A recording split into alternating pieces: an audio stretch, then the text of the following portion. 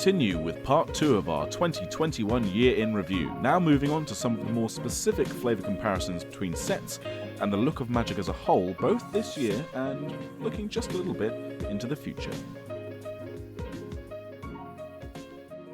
Strixhaven versus Kaldheim. Yeah, let's talk about it. So the 10 versus the 5 is the way that I kind of see this. Because I've got 3 basic questions. I think I know you've already kind of spoiled the answer to this a little bit. Oh, I'm sorry. Which is no, it's fine. It's okay. One, which resonated more, and then kind of a sub theme of that is what felt more unique mechanically and thematically. Because I think those are the big comparisons, right? In terms of structure, it is essentially 10 realms, which were all 2 colours, versus 5 schools, which were 2 colours. But did it feel like the 5 schools were missing out on the other ones, or did it feel like the 10 were trying too hard to fit the other ones? Should they have done the opposite 5?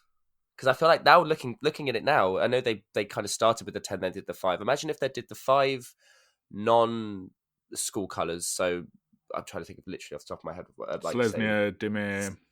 Good God, good job, buddy. Rakdos.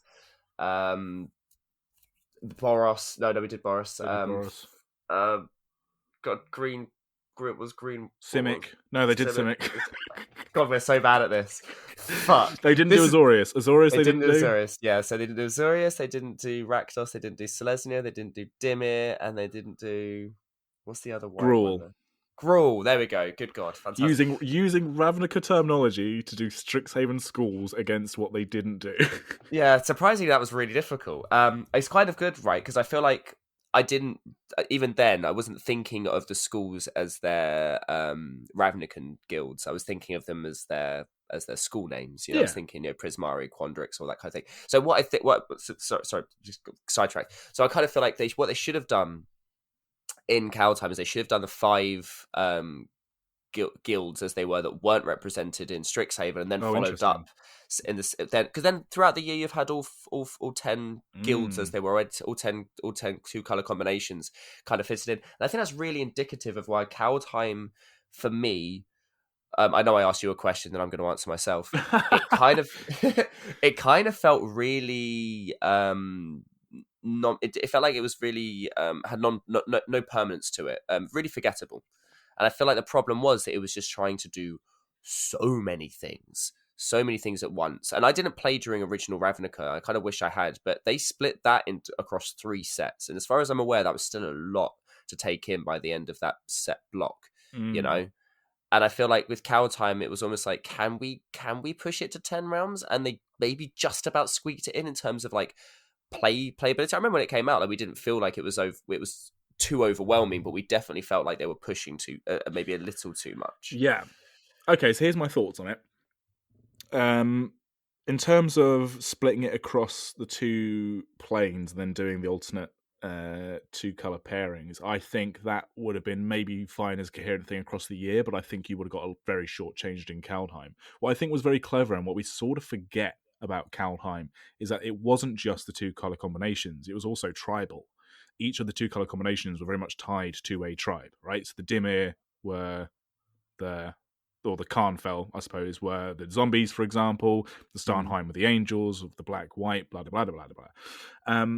And I think we're too harsh on Kaldheim. I think I've seen a lot of people say that it's like their favorite set thematically, and I've seen a lot of people say that it's their favorite set visually because it was so striking with like the Aurora Borealis, like in all the like artworks, all the snow mechanics. It was a plane that we knew Magic was going to eventually. It's a little bit like how we've been for the past 3 years going like, when are we going back to Phyrexia, man? So many times people were like, when are we going to Kaldheim? We even saw there was like a leak or a spoiler for like Magic Arena of like 2 years ago where someone found like a banner for Kaldheim and like or something. It was something or other, and people were like, "Oh, we're going there eventually." And it's been a plane that's been mentioned time and time again. And so I think Kaldheim was a very needed set. And also it gave us things like Kaya, like got really pushed to the forefront. I know Kaya had a lot to do during War of the Spark, but it gave us kind of post-war Kaya with like, all of her cool like weapons. And it gave us like Vorinclex and there was so much going on in that set that I think people focus on the fact that there were 10 guilds because from like maybe like a constructed or a limited environment even, sorry, um it seemed like there was a lot going on. But actually flavorfully there was a lot going on, and maybe not all of it got its time in the sun, but it gave us so much to be getting on with. And yes, I can't name all 10 of the realms off the top of my head. I could have a good crack, but I think it would take me like a lot longer than maybe I'd care to Mm. admit. But it gave us like a pantheon of gods. It gave us like the cosmos, like beasts and monsters, and like I think Kaldheim, if you were to look at it in a bubble, again, I think I said this, I remember saying this at the time, it's like they designed a Norse mythology inspired card game, Wizards, and then they went, should we just make this a Magic set? Because it had so much going on. Yeah. And I think that whereas Strixhaven kept it a much lower to the ground, both in its narrative and its design, and yes, only did 5 different color pairings, whereas Kaldheim did this massive, expansive Ragnarok like story arc with lots of different characters, and Tybalt was there. Do you remember Tybalt was the big bad? Man, Valky, mate. Valky was one of the highlights of that set for me. That idea that he's the god of lies, and it Yep. actually ended up being a lie. He wasn't even the god of He lies. wasn't He even was the God of also Lies. lying. He was lying about that. who was the sexy elf planeswalker? Oh, Tyvar. Tyvar? We had Yeah. Tyvar Oh, from there. Do you know what I yum mean? yum. We had Nico Aris. Yep, Nico Harris, absolutely. Yeah, yeah, Our yeah. Therosian, our second Therosian walker of the. I guess no, sorry, because Basri was from Amonkhet. Yeah, Never mind. but like our first non-binary planeswalker as well. Yes. Like, do you know what I mean? It had so much going on that I think, unfortunately, this year, because this year has actually been quite tight thematically across Mm. different like of the mainline sets. I think Kaldheim, packed way too much in, but the showcase borders were rad. The gods were God, rad. weren't The they? setting was awesome. Every individual piece about it was so good. It just Kaldheim should have been the 2-block set. Right, this is exactly what I was going to say. This should have been the double feature set because I feel like they could have done the gods and then the mortals, and they could have done that as above, so below kind of feeling. You could have done 5 and 5, and it's kind of interesting that both Strixhaven and Kaldheim both turned some kind of combinations on their head. Okay, yes, there were some angels in some Orzovian angels in Ravnica, but that kind of like the judger and the savior, like Yeah, the good really and the cool. bads, like that was a really cool dynamic for the Valkyries. And then also when we saw Strixhaven having all of the like word fucking magic, like they did really good job of almost like reinventing some. I mean, don't get me wrong, like the Azorius one was just spirits, and the Timber one was just zombies. So it wasn't groundbreaking across the board, which I think maybe had they split it into 2 might have even shone a brighter light on the fact that there wasn't as much there wasn't as much there wasn't that much innovation, as it were. Like maybe the fact they shoved it all into one kind of covered up a lot of sins that if we were to extrapolate and stretch it across 2 sets, would have made it a bit more obvious. Who knows? I think the problem is I think people, after waiting, as you hit the nail on the head when you said we were waiting so long to go there, that by the time we got there, it was such a flurry of everything, and it was done before we'd even realised that you're kind of like, oh, was that it? And kind of how do we even go back? Because again, if they go back, do you miss out some of the realms? Do you only do some Well, of no, some? because they did focus on some more than others, both in the set and narratively as well. So Bretagard, Starnheim, the Notsvold, which is the troll one, those were ones that were really focused on. Oh, and oh my gosh, Immerstrom, which was the God damn, Immerstrom would do have you know what been I mean? so cool. See, focus on those ones. Why not? Well, no, I because mean, they did focus on those ones in this narrative, is what I'm saying. So they obviously like traveled around those and they did all that kind of yeah, stuff. So when we go I back, guess. and also the side stories did flesh out. You had Istfel, which was the blue white one. Wow, I'm actually getting all of these as Good well. job, buddy. And then Lit Yara was the. I mean, I think Lityara, well, so right, that's the one I really want. I think we're both gonna be agreed in this. That's the yes. one I wanted to see more of, and they didn't. I was really fucking pissed That's off the about big it. one. That's the big Yeah. one. And I did a Twitter post about this a few days ago. And now by the time this comes out, because this will probably be our second episode actually of this, it'll probably be weeks ago now, where I feel like not only were the Lit Yarn shapeshifters, but also the the archaics of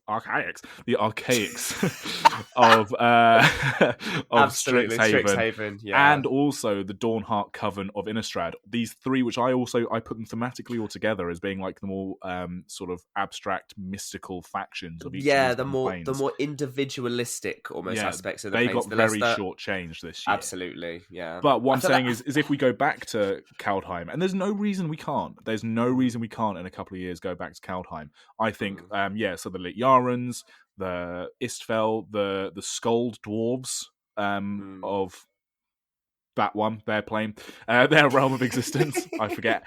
I think they will get much more to do yeah. because they've already done other stuff. But like even just the thematic of tying Imistrum to the planar chase card Imistrum, and also Warstorm Surge, which references it as well, which is like the enchantment, the magic enchantment.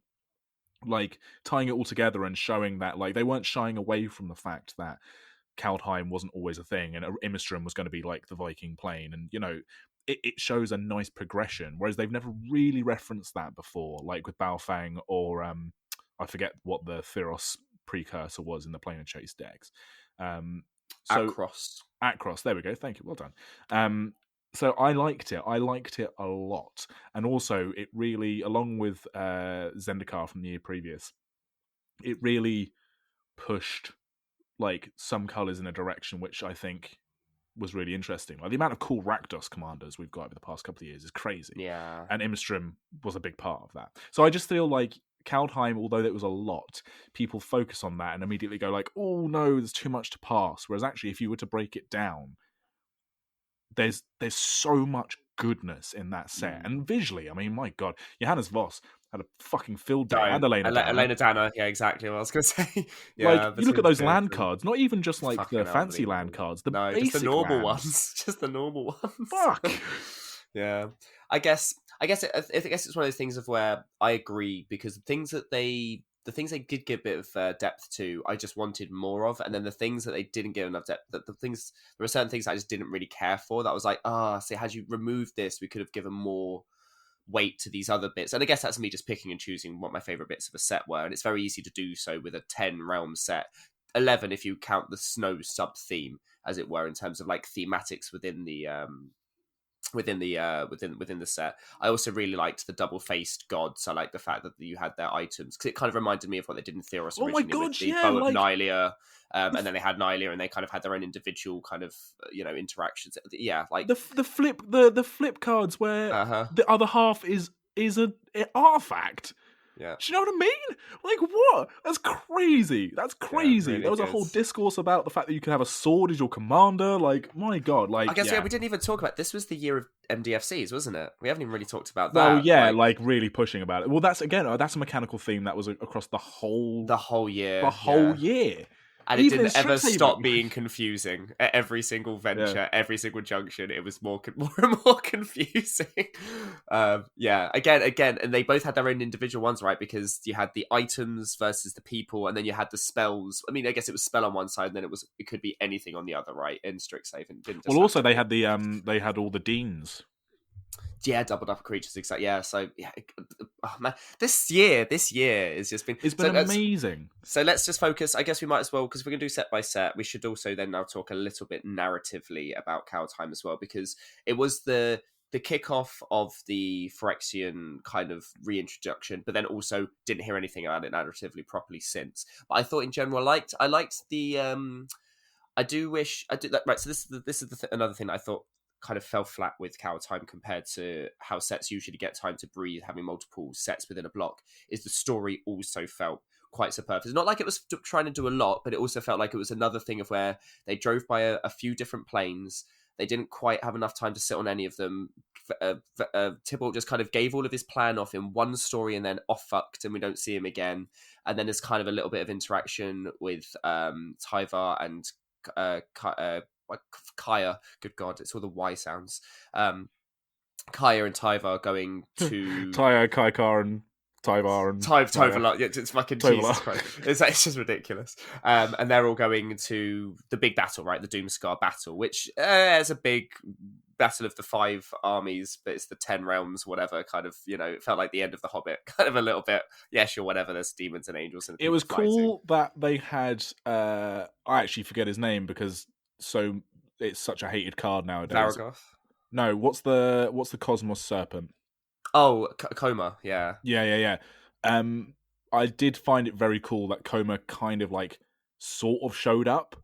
Do you know what I mean? Like it was Yes. the way that Yeah. we knew they were going to show up, and then the way that they did, I thought was very cool. Again, it was very blow by blow, but you had to get through all the different things. But again, we had the side stories which were really, really good. And Kaya is just, I mean, this is the year of Kaya as well. This is where they've really pushed Kaya to the front. And we said it every single time, and I've said it as recently as Innistrad. Kaya's fucking cool. And Kaldheim really showed that off.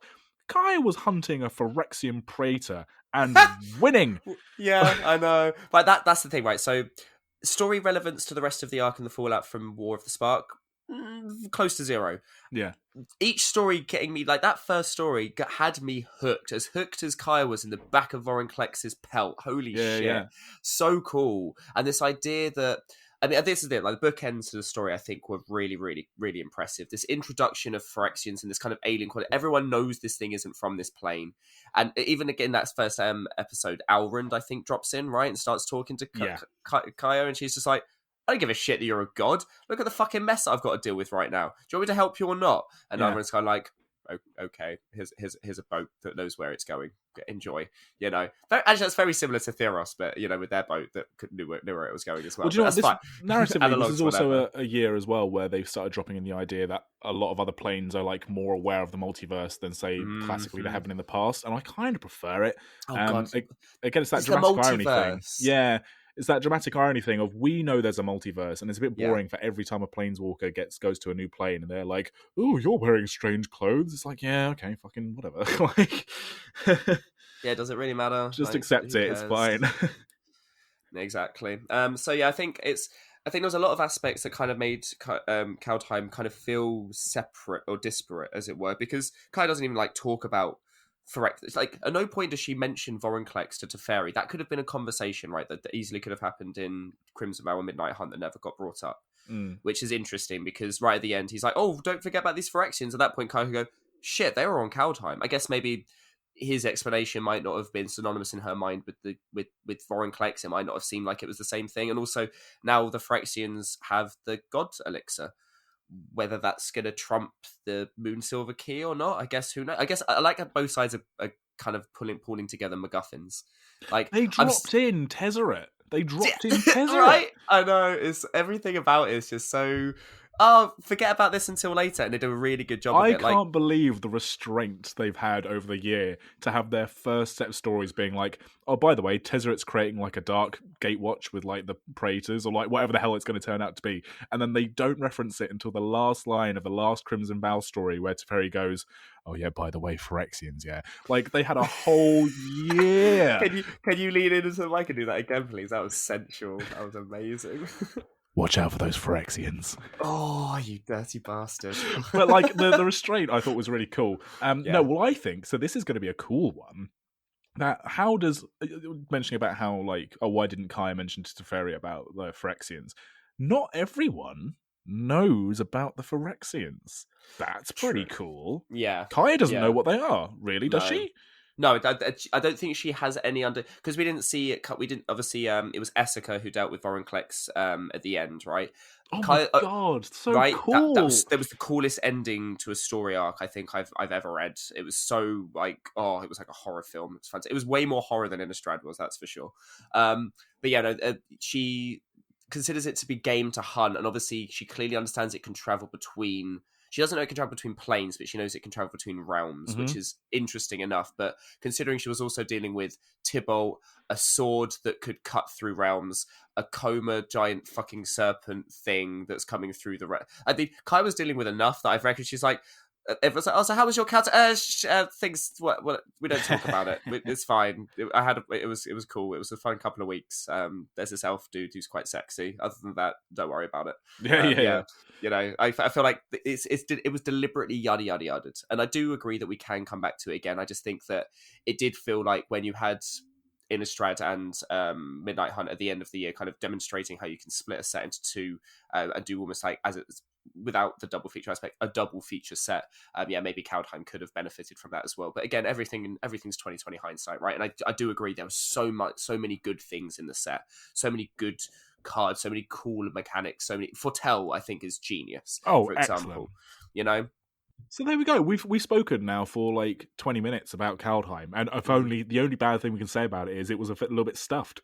Yeah, But everything in it was great. Stop putting so many good things in your Magic sets, wizards. Yeah, exactly. Yeah, there we go. Yeah, really good, really good. So then comparing that, I guess, and I guess is comparing chalk to cheese. I only said it because it was like the 10 versus the 5, and whether or not that benefits or doesn't benefit. But I feel both Strixhaven and Kaldheim were very, very good representations of new sets. I mean, Kaldheim we'd already seen years before, right? It was kind of an expectation going into it, where we knew eventually we were going to get to it. Whereas I don't think there's any other sets that were kind of like, when do we finally... I mean, apart from a Western World, which people have been asking for ages, there's no other set, I think, that came out through Plane Chase that people are like, when are we going to go there? When are we going to go to university?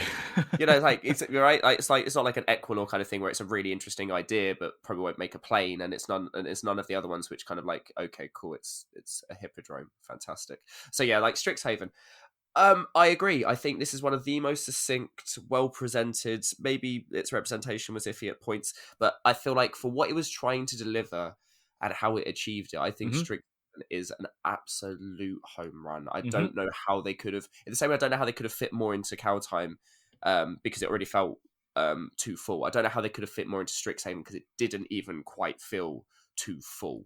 No, it was really tight. It was really tight. Keeping it to 5 schools, keeping the storyline relatively insular, keeping all the mechanics familiar yet changing them up. Like they didn't try to build a whole new wheel. Do you know what I mean? They reinvented it. And I know that the saying is you can't reinvent the wheel, but it's like they didn't try to do something completely busted or weird in Magic. They took things that people already liked and they were like, how can we tweak this flavorfully? How can we make it like thematically feel new whilst keeping elements of it that people liked? Like it's still +1/+1 counters, graveyard mechanics, pingers, like spell slinger, artifacts, and then I don't know, whatever the hell like Black White was doing. I guess +1/+1 counters as well.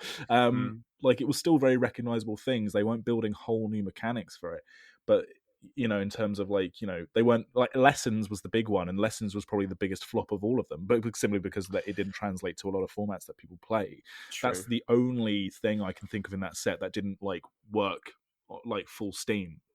But everything about it was awesome. The narrative, as much as the battle with the mage hunters was maybe a bit of a letdown.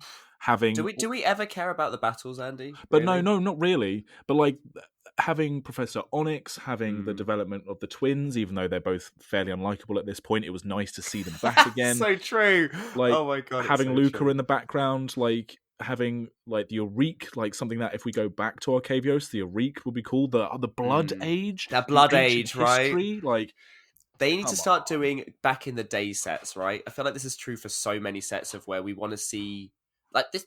This is cool now, but let's see how it got here because there's all this cool history. Like, well, next year, Nathan, what are they doing? That's true. Yeah, they're doing the Brothers War. Literally Brothers War. Yeah, so I'd like to see this in other sets. Like, I'd like to see Ravnica before the Guild Pact. Like I'd like to see. I can't think of another example off the top of my head, but yeah, Blood Age is a really good example of this. Of like, throw us back to before everything was. Because I guess how much of the plane have we seen as well, right? It's a really small amount, right? We've just seen like that essentially the central hub, and then there's like the central hub of the northern continent, of which there are 2 on Arcavios. Do you know what I mean? So there's this whole other thing, kind of like Ixalan, of where we haven't seen Torrizon. No, we have seen Torrizon. We saw them in there was the 3-part Vivian Reed story, right? Yeah, exactly. So I mean, again, it's one of these things of where you have a lovely tight scenic, almost like a scene from the plane, but the plane itself, as you say, with the archaics and stuff, is much more vastly interesting. Kasmina, one of the more interesting planeswalkers. We have not much more elucidation on her character or her arc or her intentions. This is very much a place that you could go back and be like, cool, you've seen the college, now go and see the rest of the country, kind of thing. And agreed, they did this thing of where they reinvented all of the different enough. At least they tweaked guilds into schools to kind of show you that 2 color combinations don't have to feel generic. I play a white-red reanimator. It's the first time, Andy, that I've been. This is the year for me where I broke my a commander deck for each color combination and no more than one. Because I just simply couldn't keep repurposing. Because what I'd do is I'd have like, the blue-green counters deck, right? And I just Mm. repurpose it each time new cards came out, or each time we met to Ravnica or something. I'd be like, okay, another version, new Simic cards to go in there. Whereas with say the Silver Quill deck, I was like, this is so different from my AD deck. I can't not just have another separate combat politic Well, sure. I deck. mean, like the Strixhaven is the set that got me to play a red-blue Spellslinger deck, and although red-blue is the classic Spellslinger colors, the way that it's done it in having it feel like you're not just racing towards one combo or whatever, the way that Zavai feels, or if you're playing Zavai, if you're playing Veyran, or if you're playing, I think Veyran's the name, or Veyran, yeah, I'd say yeah, Veyran, or if you're playing Lieutenant or whatever you want to call it. yeah, or if you're playing like Uvilda and Nefari, which was the flip team, which by the way I still maintain the Jason Rainville art for those two deans is the best art of the year. Full stop. Still maintain it. Fight me. Yeah, I should have had a best artwork. Really, shouldn't have. Well, I mean, how can you? It's also amazing. Like, I mean, that's my that's my favorite. I don't necessarily think it's the best. I think that's my favorite. It was the one that made me like I was shocked. That along with the I criminally forget the artist and indeed the card, but the card which shows the main orc character from Strixhaven doing the paint magic. Right. Yes. It's got a completely almost different art style for the bit of art that she's doing. Yeah. Yeah. That again, I said at the time that made me stand up out of my sofa when I saw that on the reveal on Twitch. I literally stood up out of my seat. I was like, "What is that?" Anyway, my point being is that the Prismari sort of like very improvisational. It felt like you were like jazzing around and like playing a bit of music, and like there are so many different things that can happen, and you're not just racing towards like a storm combo out. Do you know what I mean? Like you can do, but like if you're building like a just kind of you can build Spellslinger where it's almost like everything's a little bit disparate, but because everything kind of bounces off each other, like it feels like you're like anything could happen, and that made me excited to play Spellslinger as opposed to going, well, I'm going to combo out, I'm going to draw my deck and Labman, like okay. Like you don't do that with Prismari, or at least you don't have to. No, it's about going bombastic. It's about doing silly things outside of normal Storm, right? Like it's not like Micah card deck where I'm like, okay, Underworld Breach, all right, Jessica's Will. Guess we're just doing the same thing. No, it feels like you're doing silly, nonsensy kind of things. It feels like Thousand Year Storm, but without the easy mode. Which I think is really, really cool. I think or the only one just variants. It feels like EDH Spellslinger. It finally Yeah. feels like Spellslinger and EDH. That's not just combo out win. Yeah, like there are no infinite combos in my Sapphire deck, and actually I play very little actual Storm in there. There are a couple of Storm cards, but my Sapphire deck, and indeed I think a lot of people's, because they're trying to hit that 10 on his ability, where it's like you hit the 10. Obviously, like this is from the Commander deck, right? This isn't from the main set proper, but if we're talking about it thematically, the Strixhaven Commander decks were tied into what you're doing from the main set as well. Like it's about hitting those big spells and having just things like ping off each other and just have this big like huge turn where like you kind of your symphony like erupts and you feel like you are like the Thunder Conductor, or like you feel like you're doing your big performance. It feels Spellslinger, but it's very performative, and I think they did such a good job. I mean, they turned green black into the pingers. It's amazing, right? Like, and I think apart from a Quandrix, I feel like all of the others, and even Quandrix to a degree, I feel like they just they tried to go number specific, and that's kind of hard to do and nail down. I feel like all of the other four schools did such a good job of reinventing the wheel. Boris can have value. It can do things like Reconstruct History, for example, is one of the best value cards released this year. I think in terms of just like generic value, and it's it's a 4-mana Boris card. They did it in general. I feel like the diversity that they managed to achieve with Strixhaven, whilst also nailing almost a cliche of thematics, was such a beautiful complementation because because it was something new whilst also being very, very familiar, and it kind of hit nostalgia whilst also being new and exciting. And it was everything. The fact, as you say, it avoided being a Harry Potter set, but still rode that kind of. There's a reason Harry Potter was so popular, right? I don't know what it did specifically, but it was almost cute ethereal, magic-y kind of stuff. It wasn't too like, oh, you have to be a nerd to really enjoy it, like something like Lord of the Rings or something like that, where you kind of have to be really invested. It's not like this really ungrokkable world. It's very easily relatable to, and I feel like that's what Strixhaven was supposed to be. It was this very easily relatable world amongst all this other high fantasy planes that are kind of going, well, how do I relate to a Mm. mafia demon boss? I can't really. But how do I relate to being cussed out at school? Absolutely, you Yeah. know. And I think it's I so think that's grounding. probably the biggest. Then I think Strixhaven, as much as I still maintain it's the best set in the year, it did have some of the biggest controversy with the themes of magic that were coming out. So you can't avoid the fact that the black white school of Silverquill. Silverquill. Oh my gosh, sorry, I've got all the Kaldheim Don't. realms in my There's head so now. many. There's so many words in my You head can't right now. avoid the fact that there were some cards in the Silverquill that were maybe a bit mean spirited for Yeah. Magic, and I think although at the time it seemed a lot bigger, I think obviously hindsight, like there are other things going on in Magic that are maybe a bit more important, but a lot of the cards which kind of showed people being actively bullied or being like punished in a way at a school which you wouldn't necessarily think is appropriate.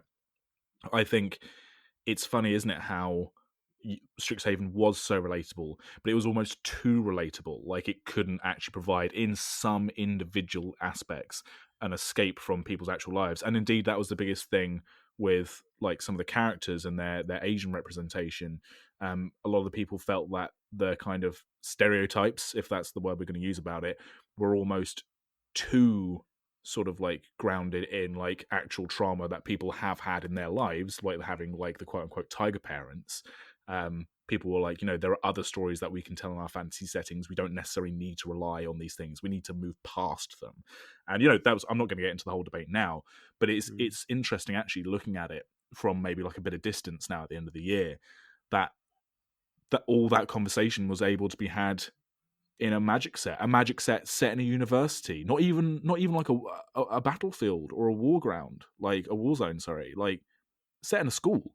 And those are the kind of conversations that we can have about the game. It's quite incredible, really. Yeah, yeah. I think it's also, again, we mentioned it before, but narratively didn't have to introduce any new characters to make the setting feel new and exciting. I mean, yeah, there was Extus, who couldn't possibly be more of a Saturday TV show villain if he tried. Oh, I liked it. Literally getting crushed by his own fucking monster at Yeah. the end. It's just genius. It's so typical. But again, gave us a perfect. This is when I said earlier that there was no fallout from war in from War of the Spark in Kaldheim. Like there was absolutely fallout from War of the Spark in this set. Like we got to see Professor Onyx, the first time we've seen a Monica really drastically undermine a character that we've seen before, and give her closure, as it were. Like it was amazing. I think one of the best interactions was her kind of conversation with Witherbloom. Can't remember her first name now. Bellatrix? No. Bellatrix, yeah. Is it? Yeah, Bellatrix Witherspoon, yeah. Also very, very close to Bellatrix, I'm pretty sure. Oh, I said it the other day. I think in a couple of episodes ago I mentioned it. Yeah, that I don't think even that was a whole episode unto itself, was it? A story episode. I No, think it that was was just a little excerpt. it was an episode of it, and yeah, that is some of the best interaction we've had narratively. Mm, And it was just about the nature of a character that we know a lot about, but in mm, fact don't know much about their past except for no. their literal origin. Like there's a huge gaps in Liliana's life, and this just filled in a little bit and gave us so much more to a character that I think everyone, as much as they love them, everyone's a little bit sick of the Gatewatch, and yet this felt Yeah. so fresh and new for it. Like in ways that, unfortunately, Jason, Chandra, and Nissa Well, don't some people are one have. beat notes, right? Gideon, they pushed him as far as they could, going, okay, we've basically written him to a corner. Let's kill him off, but let's kill him off in a way that has fallout for another character. Like Jace, is only so many times a guy can lose his memory and then have it lost again before you get sick and tired of it, until like, oh, okay, now he's established a relationship with Vraska. Suddenly he's interesting. Chandra, there's only so many times you can have someone set fire to something as a moody little madam until you give her an interesting relationship and then ruin it and taking it away. And then again, maybe build it back in again. The most interesting part of Chandra's character this last year has been her interaction with Adeline, because it's kind of proven that they're willing to go back on the retconning of her and Nissa's relationship. Liliana might be the most narratively diverse character we've seen. Soren's coming up close. I don't think it's just because they're both black characters. I think it's because they're both very, very old, and we get to kind of see the ramifications of their actions. We Yeah. get to see them deal with the issues of living for a long time and having to live through your mistakes and make mistakes and having to bargain with demons and how do you get out of the back. Like they've got a lot of narrative chops. And as you say, there are still massive holes in their stories that can fill in even more backstory, even more breadth to their character. So I think there's a reason why they leaned into it, and it was still absolutely fine for us to have that one last little sing of Gideon, just to kind of push Lydia's character kind of to a natural conclusion or into a new character arc, right? I mean, again, I wouldn't be sad if we never saw her again, but I also think it's a very good opportunity for her to have a different trajectory now. Yes. Same with kind of the twins. The twins, I'm still very unsure if. I think that they've had a lot of confusion between authors. I feel like they need their good author, right? I don't think Wildwood Quest was a bad story at all, but we didn't get much in Battle Bond, and then we didn't get much coming into Strixhaven. Their interaction with Garrick left a lot to be desired. Their interaction with each other, as you say, made them come across as quite churlish. Like they're They quite just weren't the most likable. Like, I think we said in our story review at the time, like, Rowan needs to chill out and, like, actually see the bigger picture. Whereas, oh, sorry about that. Someone's taking stuff in and out of a freezer. And then Will just needs to, like, let Rowan do their thing. Like, just live in the moment a little bit calm as well. down. Balance each other. Don't be opposites of a magnet. Like, complement. Find a middle ground. I'm not saying like fuse yourselves together into one like coherent human being, but that should be their dynamic. They shouldn't be extremes that are constantly at odds with each other. They should be a complementation. They should be complementing each other. I guess that's kind of what the story was trying to get at. I just don't feel like it delivered it well enough at the end. But I do feel like maybe they can, because I mean, what Rowan had her fucking Wanda Maximoff moment, right, where she turned to the Scarlet Witch and I can channel the cosmos, kind of moment, which is fine. Oh, and sure. I guess I Will was lost a leg thinking, and I now thought has of it an more ice like leg. Jean Grey as Phoenix, but yeah, sure. True. I guess the analogs are very similar for both, right? And I guess, yeah, maybe we'll see as they go forward. Again, Luca was another really good example of seeing. I think he was a highlight, I think, for the story for me. Very, very. I mean, Liliana's right close behind him. I really like non-sympathetic characters, and I think I said this during the story episode as well. Of like, I like Luca way more than I should, just because I kind of want to see what they do with this character. Because either they're building him up for a massive fall, like he's going to fuck up massively, and whoever it was that was influencing him through the Ozolith, be it Oko or whatever, will have a big fallout later. Or it's just interesting to see someone who isn't, completely good or completely bad. Like, it's good to see someone who has almost this kind of grayscale aspect to them, because you don't really normally get that. You get Tybalt in Kaldheim, who's, I am the Extus of this block, foil me if you can, mortals. Or you get, the truly brilliant and bold kind of Tyvar and Kyra just going around slapping everything about as heroes do. So it's quite nice to see that come as almost middle grounds, because I don't feel like we got that as much in Midnight Hunt and Crimson Vow either. I feel like it was more a way to kind of reinvent Arlen and Sorin in characters that are actually really relatable to. Whereas I feel like Strixhaven did a really good job of closing off a lot of stories. We don't necessarily need to see any of these characters again for a long time, but all of them also have an opportunity to do something maybe potentially interesting. So, yeah, for sure. Yeah. I mean, I think the narrative this year has been really, really good. And I'll be interested to see what it goes on until next year. Yeah. I mean, I think so. I was talking, I think, either in the last episode, as it is how we're splitting up, or beginning of this one. I forget, because we're all recording this in one go. How I sort of feel like actually they stitched together this year quite nicely, because this year had the theme of, the softer vocations for like the characters, as I think I mentioned previously, and everything felt just a lot more low to the ground in terms of what they were trying to achieve with magic, and trying to give everything an aesthetic of relatability. And I wonder if there is an idea that they do want to start stitching themes across sets a lot more now, because I want to kind of, if you're happy to do so, I want to have just a little look at next year and sort of see where I was we're going going with it. Yeah. I was going to have one question of, could you tell, because I was going to say with Strixhaven coming out, that was the rotation of the block, of the standard block. And can you tell me off the top of your head the sets from last year? Eldraine. Yep. Zendikar. Yep. Sets from last year. Eldraine. Zendikar. We've already talked about one of them this episode already. We've forgotten it. What, in that standard set? Yeah. Oh, Kaldheim, then. No, Ikoria. And then there's one. Was that still in there? Yeah, and there's one, and that was last. And then we still had Core 2021, which was the Teferi Master of Time 4 artworks one. And then there's the big glaring hole, which narratively makes sense, right? Because it didn't have a narrative, didn't have a story to go along with it. Theros. Yeah, exactly, right? Yeah. So it's funny that I think a year on, we won't have that same difficulty looking at this year. No, I don't think so either. That's what I think is the difference. Is I think last year I think it was the beginning of let's try everything all at once kind of thing, and they didn't quite know how to hit the pace on it. This year they hit like full throttle, and then maybe next year they dial it back a little bit and settle somewhere in the middle where they have everything has gravity, but it doesn't feel so overwhelming.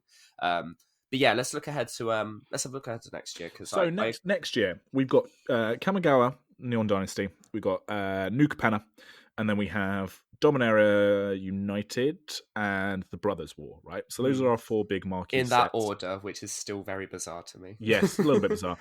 But so here's the thing. We're just getting a little bit of the art and stuff for Kamigawa Neon Dynasty. And indeed, again, as I said in the last episode, the literal like MTG reveal of some of these cards is going to be happening our time in the UK in several hours. So we'll record and done this episode like by the time that comes out. So you will know in the future more than we do now. I mean, when is that ever not the case?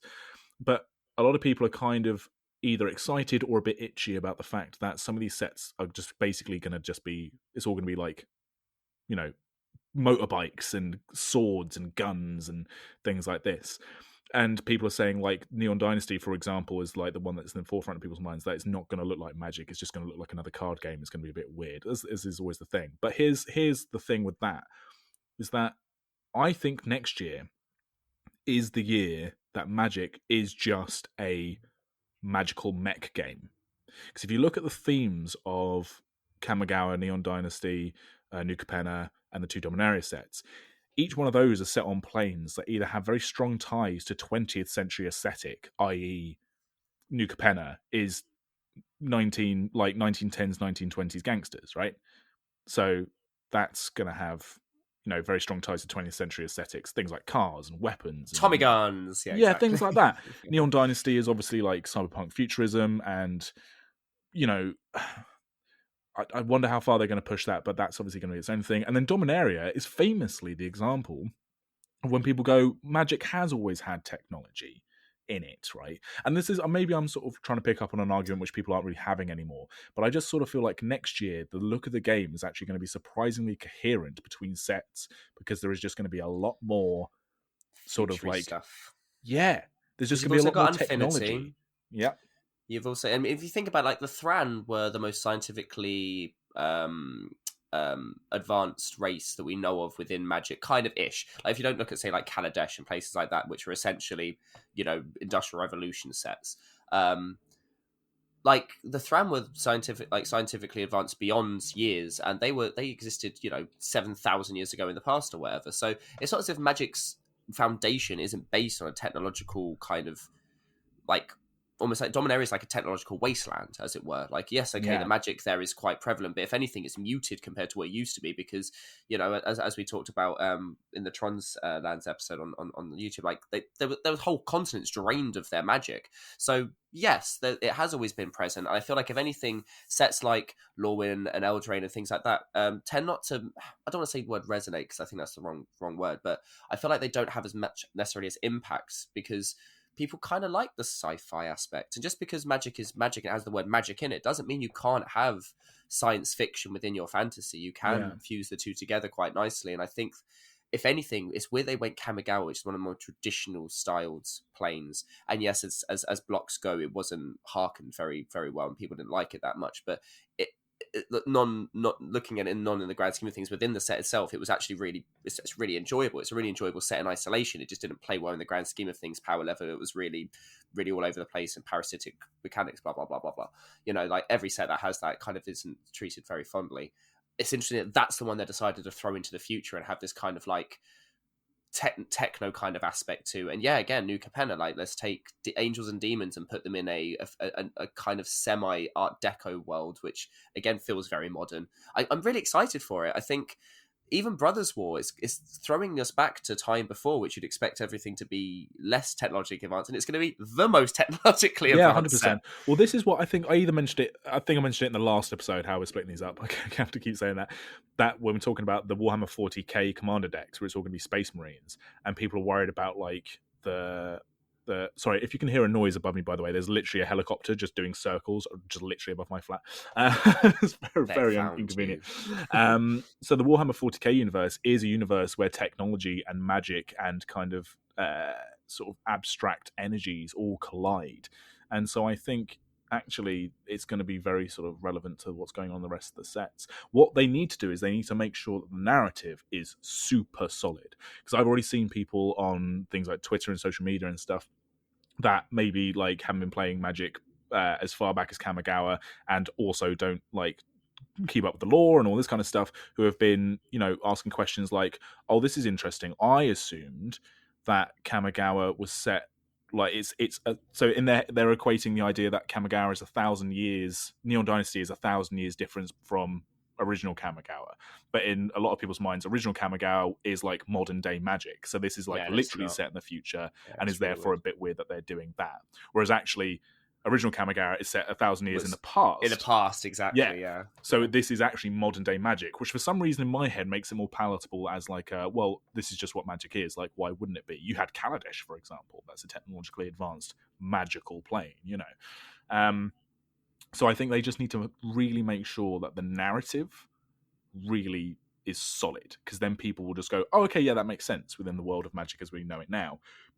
Whereas if they try and basically just, I don't know, if they either do a Theros where they don't have any narrative, or they do a narrative where they just kind of go, we're just going to tell a cyberpunk sci-fi story, I think maybe it'll fall a little bit flat.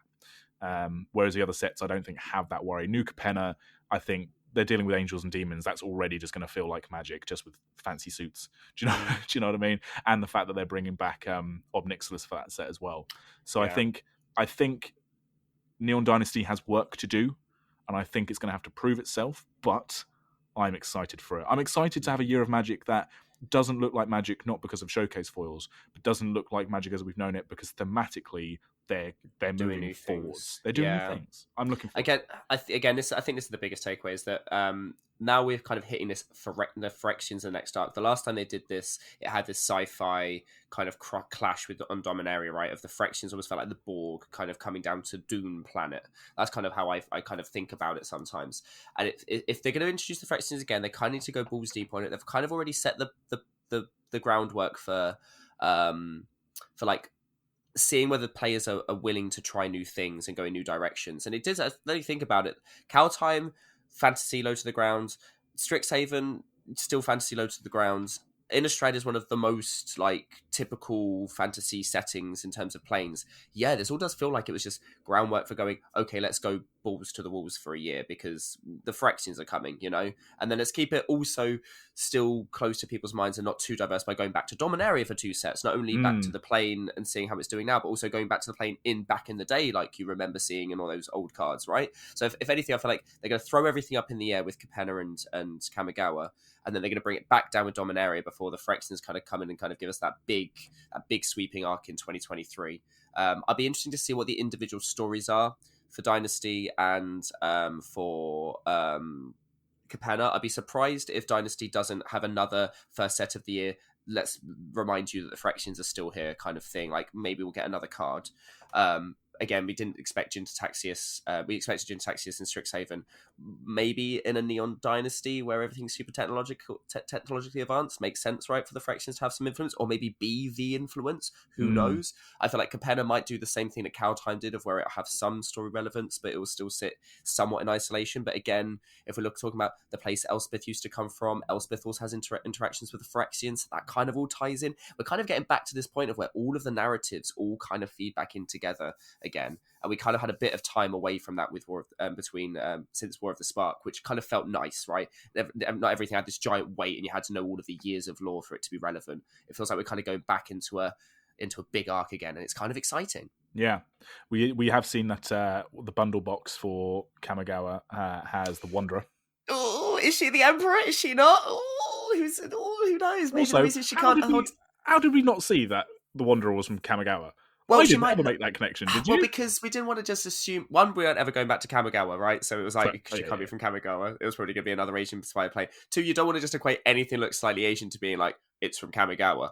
And also, we were being progressive. Okay, that's okay. Sure, yeah, exactly. More than Wizards usually is, which is what probably our letdown. We probably should have realised that we're just going to go with the typical trope. Well, I think because the design of the Wanderer was specifically to be a little bit samurai, a little bit gunslinger. I think actually people were wondering whether the Wanderer was maybe from the Cowboys plane.